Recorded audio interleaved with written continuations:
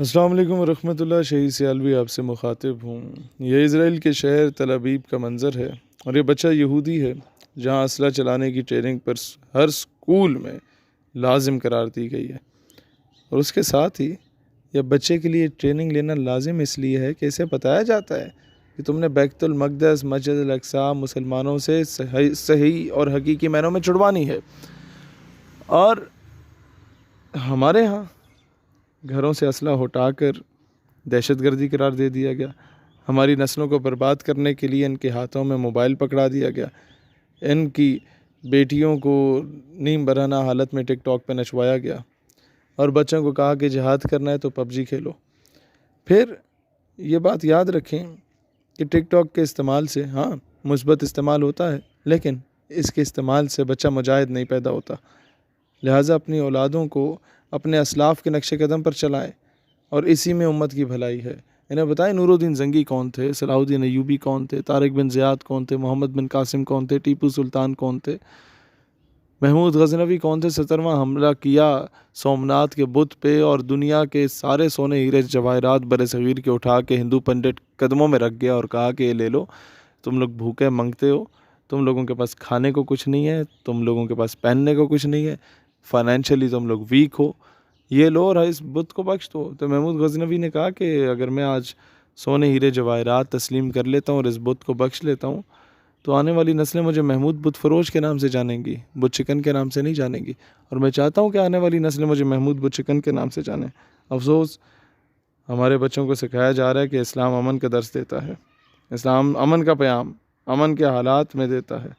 بھائی جان، امن ہو تو اسلام امن کا درس دیتا ہے، لیکن یہ بتانا چاہیے کہ جب معاملہ مسجد الاقصی، بیت المقدس کی عزت کا ہو، کشمیری بہن کے سر کے دوپٹے کی عزت کا ہو، معصوم مظلوم مسلمانوں کی عزتوں کا ہو، تو اسلام تب غیرت کا درس دیتا ہے۔ اسلام از دا موسٹ پیسفل ریلیجن، لیکن اسلام اس کے ساتھ ساتھ یہ نہیں کہتا کہ ناموس رسالت اور ختم نبوت کا معاملہ ہو تو تم لوگ جو ہے وہ چوڑیاں پہن کے بیٹھ جاؤ۔ لہٰذا دوستان ذی وقار، کوشش کرو تمہارے بچے غیرت مند پیدا ہوں۔ یہ نسل ہم لوگ گوا چکے ہیں۔ میں لائق سے لائق کلاس روم میں گیا، بچوں سے پوچھا آپ میں سے کتنوں کا پتہ ہے کہ فلسطین ہمارا قبلہ اول ہے۔ افسوس کے ساتھ مجھے کہنا پڑتا ہے کہ ان 50 لائق بچوں میں سے 3 یا 4 کے ہاتھ کھڑے ہوتے ہیں، باقی سارے ایک دوسرے کی شکلیں دیکھ رہے ہوتے ہیں اور ہنس رہے ہوتے ہیں کہ پتہ نہیں یہ بندہ کیا سوال کر رہا ہے، عجیب سے سوال کر رہا ہے، قبلہ اول کا تو ہم نے کبھی نام ہی نہیں سنا۔ تو جب اس چیز کی امپورٹنس کا پتہ ہی نہیں ہوگا ہمارے بچوں کو، تو وہ کل کو محکموں میں، اداروں میں جب پہنچیں گے وہ کیوں اس کے لیے آنسو بہائیں گے؟ اللہ تعالیٰ دین اسلام اور وطن عزیز پاکستان کا حامی و ناصر ہو۔ پاکستان ہمیشہ زندہ باد۔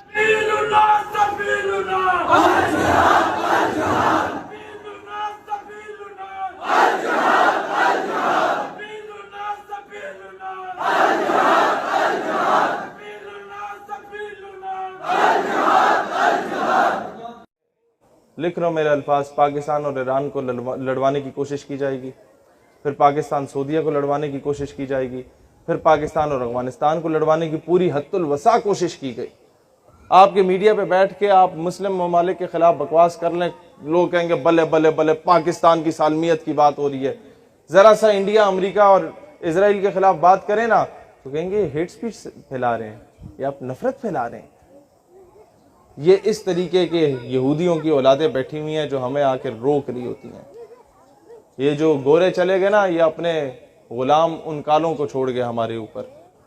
پاکستان کے کسی ادارے کی پالیسی سے اختلاف ہو سکتا ہے، کسی جرنیل سے اختلاف ہو سکتا ہے، کسی وزیر سے اختلاف ہو سکتا ہے، کسی گورنر سے اختلاف ہو سکتا ہے، کسی وزیر اعظم سے اختلاف ہو سکتا ہے، صدر مملکت سے اختلاف ہو سکتا ہے، وزیر اعلیٰ سے اختلاف ہو سکتا ہے، اس کا گریبان پکڑو، لیکن پاکستان دھرتی ماں ہے۔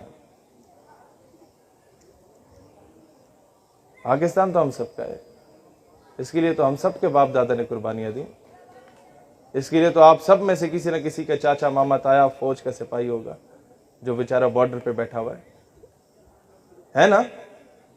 آپ سب کے خاندان میں کوئی نہ کوئی اس طرح کا فوجی ہوگا، کوئی پولیس والا ہوگا جو بیچارہ وہ کراچی کے یہ اتنی سخت گرمی میں لوگ بے ہوش ہو رہے ہوتے ہیں اور وہ چوک چوراہے پہ کھڑے ہو کے لوگوں کو راہ دکھا رہا ہوگا, لوگوں سے آ کے باتیں سناتے ہوں گے, وہ خاموشی سے سن لیتا ہوگا کہ چلو یار میں قوم کی خدمت کر رہا ہوں. ہم اسے تانے دیتے ہیں کہ تم 20,000 کے پیچھے یہ کر رہے ہو.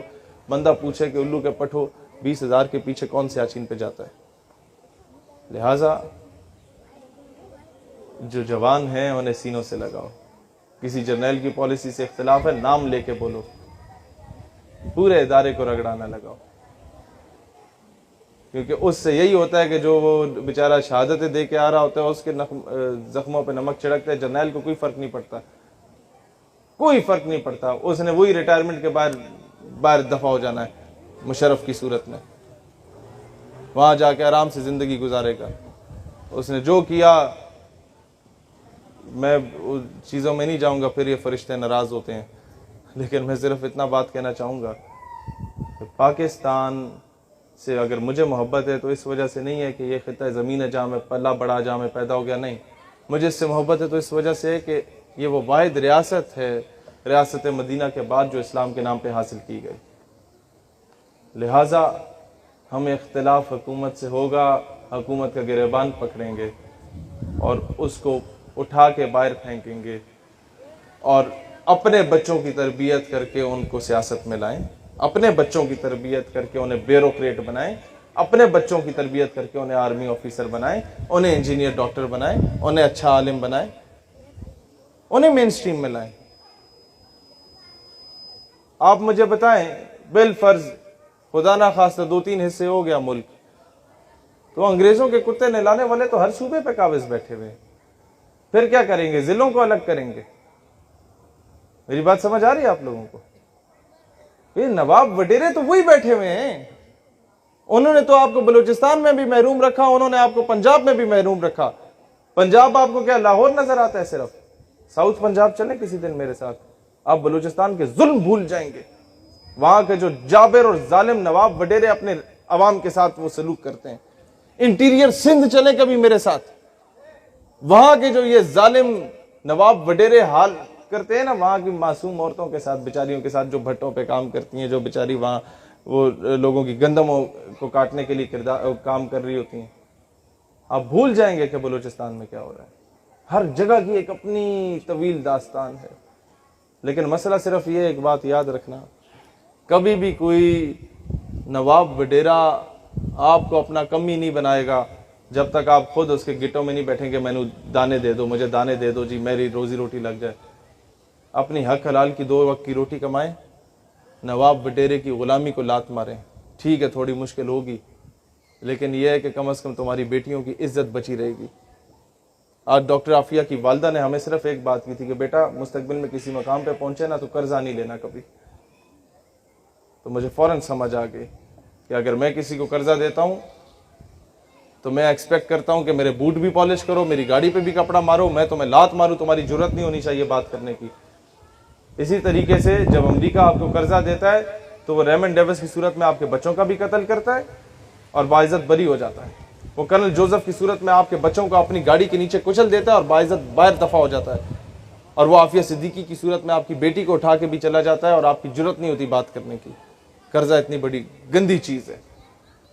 ملکی سطح پہ قرضہ نہ لینا یہ ہم حکومت سے امپلیمنٹ کروائیں گے, لیکن یہ نوابوں وڈیروں کی غلامی سے نکلنا یہ آپ لوگوں پر ہے. اپنے M N A M P آئے انہیں کو ہماری گلی میں نلکا لگاؤ, اگر وہ آ کے لگا دیتا ہے اور کہتا ہے مجھے ووٹ دو تو اس سے صرف یہ بولو بھئی نلکا لگے نہ لگے ہمیں اس سے غرض نہیں ہے, گلی پکی ہو نہ ہو ہمیں اس سے غرض نہیں ہے. ہمیں اسٹامپ پیپر پہ لکھ کے دے دو کہ تم ڈاکٹر عافیہ صدیقی کو واپس لاؤ گے یا نہیں لاؤ گے. مجھے بتائیں نا قوم کی عزت جو ہے, میں آپ سے بہت سمپل سی مثال دیتا ہوں.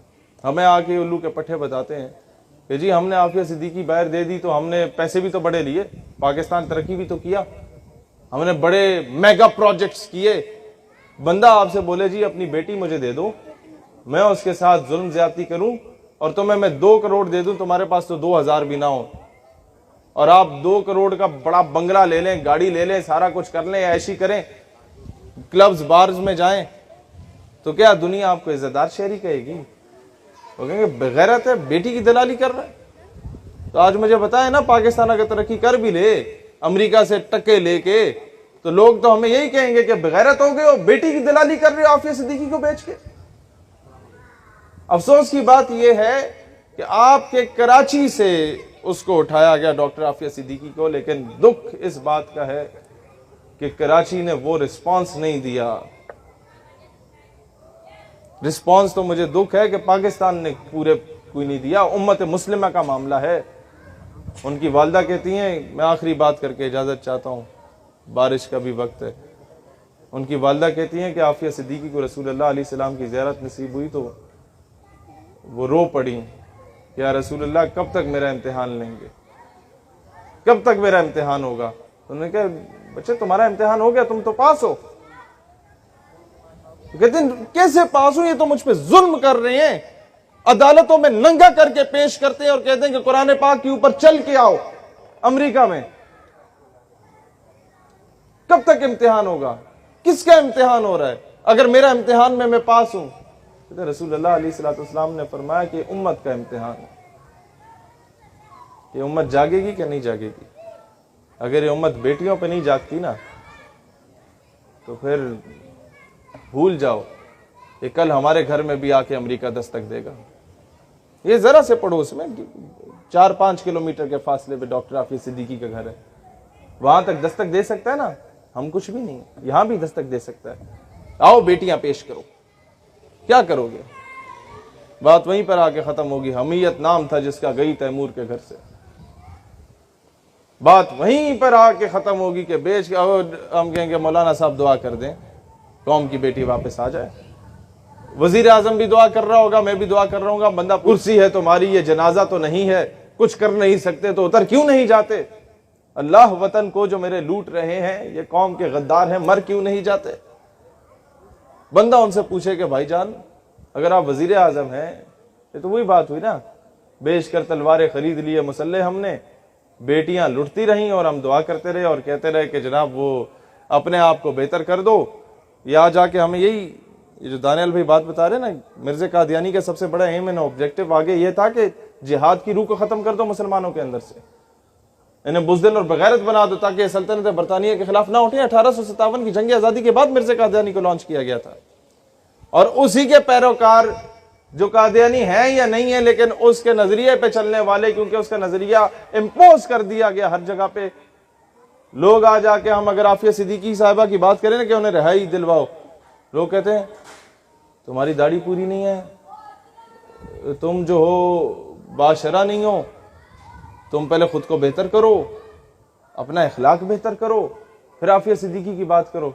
میں نے کہا بھائی جان آپ کی بہن اگر کوئی اٹھا کے لے جائے تو پہلے کیا 40 دن تبلیغی دورے پہ جائیں گے، پھر جا کے بہن کو واپس لائیں گے؟ سمجھ رہے ہیں اس بات کو؟ لہذا ہر بندہ، آپ اگر عالم ہیں آپ اپنا رول پلے کریں، آپ اگر سپورٹس مین ہیں آپ اپنا رول پلے کریں، آپ اگر لکھاری ہیں اپنا کردار ادا کریں، آپ اگر کسی محکمے میں آپ اپنا کردار ادا کریں، آؤٹ آف دا وے جا کے آپ نے اپنا رول پلے کرنا ہو اپنے ملک کے لیے کریں۔ جہاں نظر آ رہا ہو کہ کوئی غداری ہو رہی ہے تو کھڑے ہو جائیں، نوکریاں نہ بچائیں، کہہ دیں کہ جناب ہماری بیلٹ یہ حاضر ہے، ملک کی عزت کو نہیں بیچیں گے، کہہ دیں جی یہ ہمارے رینکس حاضر ہیں، بس مزید قوم کی بیٹیاں نہیں بیچی۔